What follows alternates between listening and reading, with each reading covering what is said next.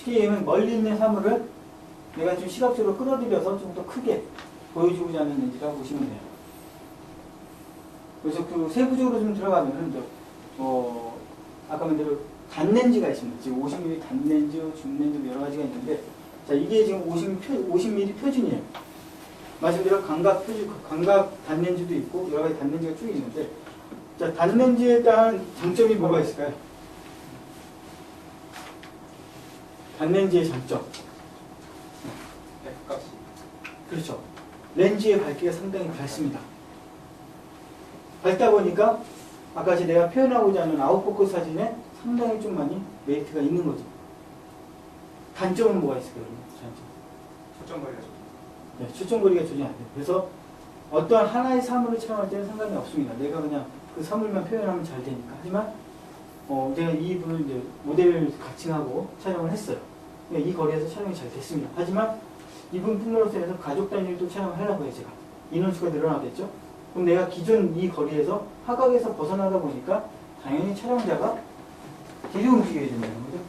뒤로 움직이게 되면은 물론 그 전체적인 인원수는 다 촬영이 되겠지만 사물 표현 자체는 상당히 작게 표현이 된다는 거.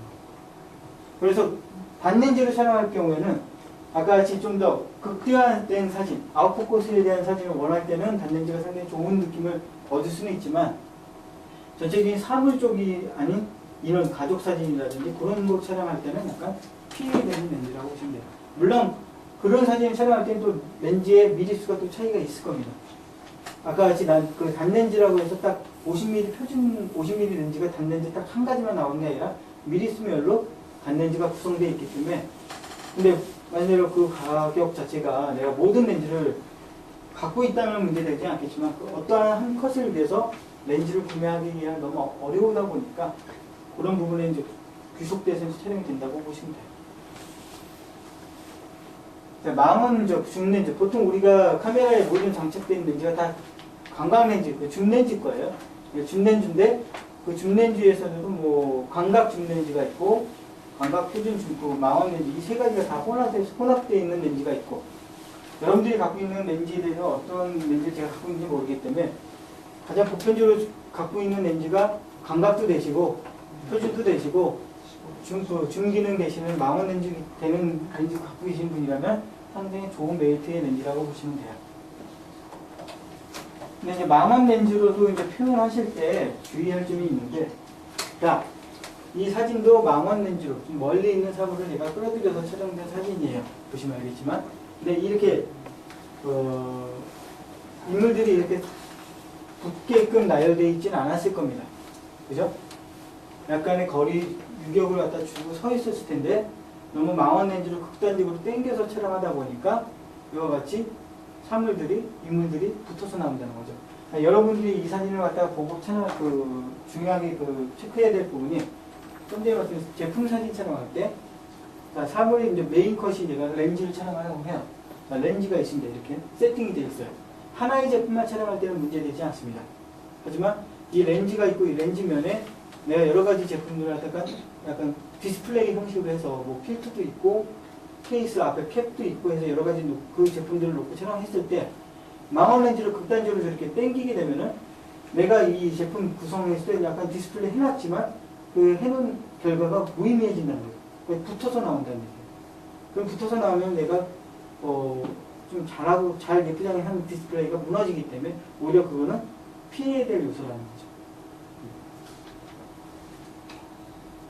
이와 같이 렌즈를 사용하는 부분은 내가 촬영했을 때 촬영 구도를 갖다 일단 확인하신다고 보시면 돼요. 자, 위에 상단부에 있는 그 표시는 보통 화각 표시입니다. 화각 표시. 그래서 아까 50mm는 표준 렌즈라고 보시면 되지만 거의 중간 부분에 있는 그 부분이죠. 내가 사람의 시각과 가장 흡사한 화각거리를 갖고 있는, 반대적으로 미리수가 낮아지면 낮아질수록 광각 렌즈이기 때문에 화각거리가 상당히 멀어집니다. 멀어지기 때문에 아까 같이 내가 원근감 표현이라든지 그런 사물의 펜포커스 사진, 풍경 사진이 여기에 속하겠죠. 풍경 사진 같은 촬영을 하시고 낼 때는 상당히 좀 좋은 효과를 얻을 수 있을 거고요. 반대적으로 조그만 제품들 촬영할 때는 약간 좀 제어 사용하지 말아야 되는 렌즈로 구성되면 돼요. 자, 마지막으로 마크로 렌즈라고 있습니다. 쉽게 접사 렌즈라고 표현해요. 좀 전에 감각 렌즈로 제품용을 촬영할 때는 상당히 어려움이 많이 따르는 렌즈라고 말씀드렸다면, 이 접사 렌즈는 단순하게 그 제품, 아까 액세서리 주얼리 촬영만을 위한 렌즈라고 보시면 됩니다. 그래서 여러분들이 만약에 쇼핑몰을 운영하실 때 나는 주얼리 액세서리만 촬영하는 메인 컷이 만약 그쪽이라면은 저 접사 렌즈를 갖다가 한 개 정도는 갖고 계시는 게 상당히 좋을 거예요. 일반 렌즈를 갖고 있는 것보다는. 만약에 정품을 살 기준이 안 되신다면은 뭐 지금 요즘 뭐 정품뿐만이 아니라 뭐 약간 뭐 금액적인 부분에서 약간 좀 낮은 저가형 브랜드의 뭐 렌즈들이 많이 출시되어 있습니다. 국내에. 그런 렌즈를 장착해서 사용하는 경우도 많이 있으세요.